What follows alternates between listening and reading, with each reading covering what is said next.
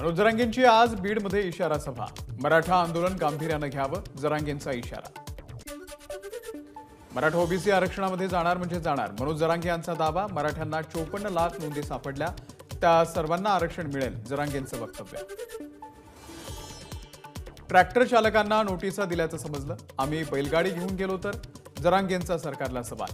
अर्ध्या मंत्रिमंडळाला वाटतंय की आंदोलन करावं, जरांगेंचं वक्तव्य।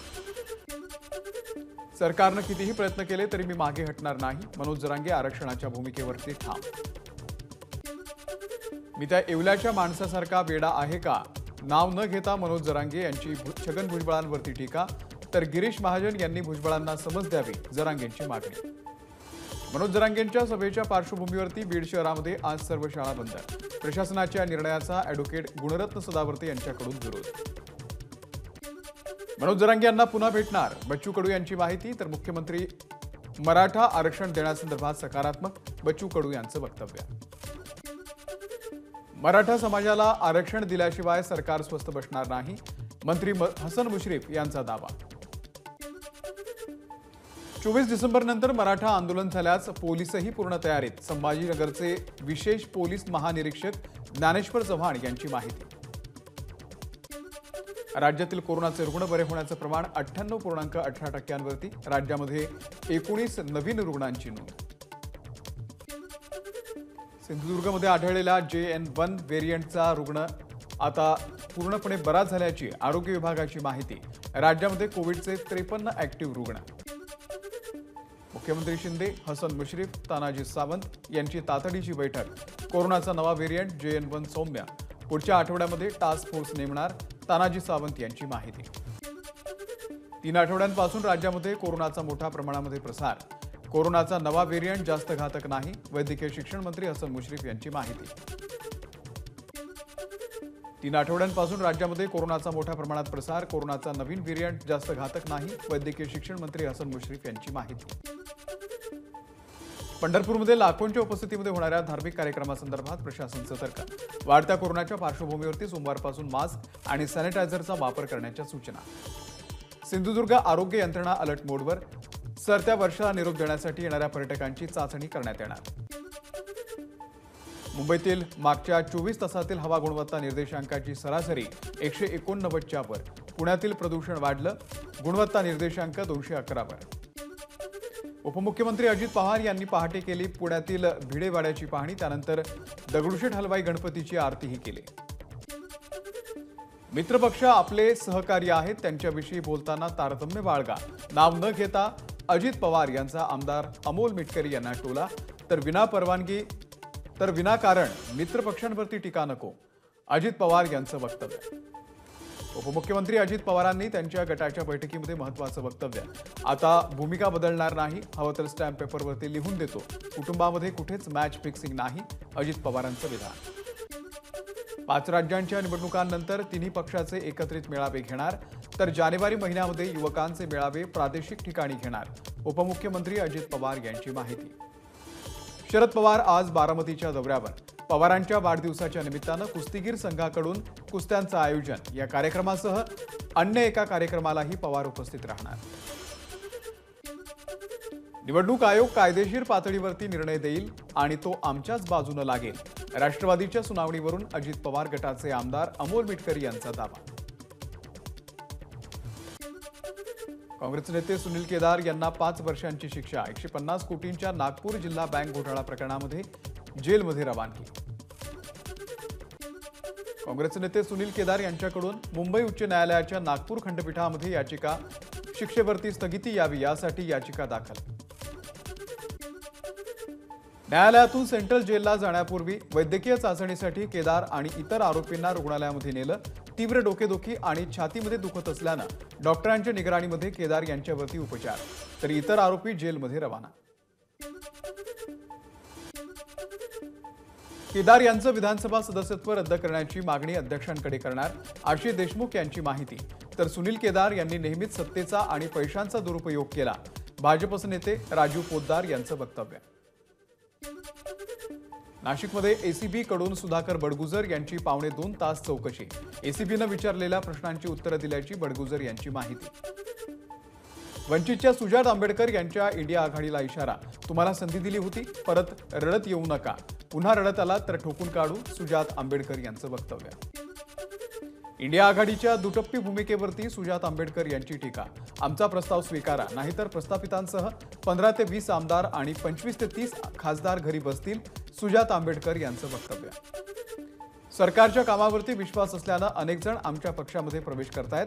आतापर्यंत 50हून अधिक माजी नगरसेवकांनी पक्षामध्ये प्रवेश केला, पुढे अजून मोठी लिस्ट आहे, मुख्यमंत्र्यांचं वक्तव्य.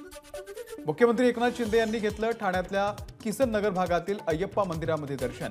यावेळी मुख्यमंत्र्यांनी आपल्या पूर्वीच्या मित्रांचीही घेतली भेट.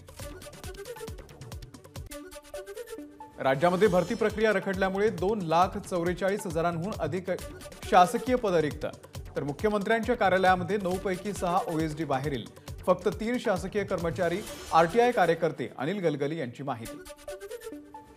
मुख्यमंत्र्यांना ट्रॅक्टर आणि कॉन्ट्रॅक्टर याच्यामधला फरक कळत नाही, अशा मुख्यमंत्र्यांकडून काय अपेक्षा करायची, आदित्य ठाकरे यांचा मुख्यमंत्र्यांवरती निशाणा. राम मंदिर आंदोलनामध्ये उद्धव ठाकरेंचं काय योगदान, भाजपचे आमदार नितेश राणे यांचा सवाल. आंदोलनाच्या काळात उद्धव ठाकरे मातोश्रीवरती कॅमेरा साफ करत बसले होते, नितेश राणे यांची टीका. मनोज जरांगे मुंबईला येणार नाहीत, आमदार नितेश राणे यांना विश्वास, राज्य सरकारनं मराठा समाजाच्या 99% मागण्या पूर्ण केल्या, नितेश राणेंचं वक्तव्य. दादरमध्ये राज ठाकरे यांची बहीण जयवंती देशपांडे यांच्या मुलाचा साखरपुडा संपन्न. या साखरपुड्याच्या निमित्तानं राज ठाकरे आणि उद्धव ठाकरे एकत्र. आमदार रोहित पवार यांचं Facebook page hack, cover photo आणि प्रोफाईल फोटो अचानक बदलला. पुण्यामध्ये सुरू असलेल्या भीमथडीच्या जत्रेला रोहित पवार यांची भेट. अधिवेशनामध्ये सामान्य जनतेला काय मिळालं, रोहित पवार यांचा नंदी बैलाला प्रश्न, यावरती नंदीनंही डोलावली मान, व्हिडिओ व्हायरल. नाशिकच्या सटाण्यामधील आदिवासी भागामध्ये डोंगऱ्या देव उत्सवाची धूम. आमदार दिलीप बोरसेंनी धरला आदिवासी गीतांवरती ठेका. नाशिक जिल्हाधिकारी कार्यालयामध्ये पालकमंत्री दादा भुसे यांनी घेतली आढावा बैठक. शेतकऱ्यांना 8 दिवसांमध्ये मदत द्या, नाहीतर कारवाई केली जाईल, भुसेंचा पीक विमा अधिकाऱ्यांना इशारा. नगरच्या अकोले कालव्यामधील गळतीमुळे शेतकऱ्यांच्या शेतामध्ये आणि घरामध्ये शिरलं पाणी, मदतीसाठी बळीराज्याचं सरकारला आवाहन. सिंधुदुर्गच्या दोडा मार्गमधील तिलारी खोऱ्यामध्ये हत्तीच्या कळपाचा धुमाकूळ, ग्रामस्थ भयभीत, तस्करांकडून शेतकऱ्यांच्या फळ बागायतीचं मोठ्या प्रमाणावरती नुकसान. वाशिम बाजार समितीमध्ये सोयाबीनला 4,600 रुपयांचा भाव, सोयाबीनचे दर घसरल्यानं शेतकरी चिंतेत. मसूर डाळीवरती 31 मार्च 2025 पर्यंत आयात शुल्क माफ, वित्त मंत्रालयाचा निर्णय. याआधी 31 मार्च 2024 पर्यंत आयात शुल्क होतं माफ. विकेंड आणि नाताळमुळे आलेल्या सलगच्या सुट्ट्यांमुळे रेल्वे आणि बस स्थानकांवरती नागरिकांची गर्दी. अंधेरी, सायन, दादर, विलेपार्लेसह अन्य भागांमध्ये मुंबईकरांची मोठी गर्दी. नाताळच्या निमित्तानं वसईमध्ये येशू ख्रिस्तांच्या जन्माचे देखावे तयार करण्याचं काम अंतिम टप्प्यामध्ये. या देखाव्यांमधून विविध सामाजिक संदेश देण्याकडे तरुणाईचा कल. वर्सोवा ते विरार सागरी सेतूला कोळी बांधवांचा विरोध करण्यासाठी वर्सोवा गावामध्ये कोळी बांधवांकडून सभेचं आयोजन. मच्छीमारांनी सर्वेक्षणाचं काम बंद पाडल्यामुळे MMRDAची चिंता वाढली. नवी मुंबई मेट्रोला नागरिकांचा उत्तम प्रतिसाद. महिनाभरामध्ये 4 लाख प्रवाशांचा मेट्रोतून प्रवास, तर मेट्रोमुळे नागरिकांना जलद, आरामदायी आणि सुरक्षित प्रवासाचा पर्याय उपलब्ध. मराठा उमेदवारांना मुंबई हायकोर्टाचा मोठा दिलासा. EWS मधून नियुक्त्या होण्याचा मार्ग मोकळा.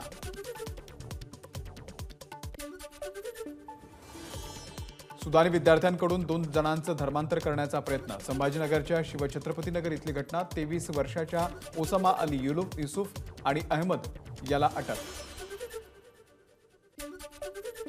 मुंबई पुणे शाखेच्या अंमली पदार्थ विरोधी पथकानं केलं 1,28 लाखांचं अंमली पदार्थ जप्त. 6 जणांना अटक. ठाण्याच्या श्रीनगरमध्ये वेल माशाच्या उलटीची विक्री करण्यासाठी आलेल्या दोघांना अटक. 3 कोटी रुपये इतकी वेल माशाच्या उलटीची किंमत असल्याची माहिती. यवतमाळच्या महागावमध्ये नायब तहसीलदारावरती प्राणघातक हल्ला करणाऱ्या आरोपीला अटक. आरोपींकडून रिव्हॉल्व्हर जप्त. LCBची मोठी कारवाई. नगरच्या शेवगावमध्ये शेतकरी कुटुंबामध्ये चाकूचा धाक दाखवून लुटलं. बलात्काराची धमकी देत संसार उपयोगी साहित्य लंपास केल्याची माहिती. गेल्या अनेक दिवसांपासून नाशिकच्या MIDC परिसरामध्ये घरफोड्या होण्याच्या प्रमाणात वाढ. 2 सराईत गुन्हेगारांना अटक. आरोपींकडून एकूण 5.25 लाखांचा मुद्देमाल जप्त. ठाण्यातील नौपाडा भागामध्ये ब्युटी पार्लर आणि स्पाच्या नावाखाली सुरू होता वेश्या व्यवसाय. या ठिकाणी छापा टाकत नौपाडा पोलीस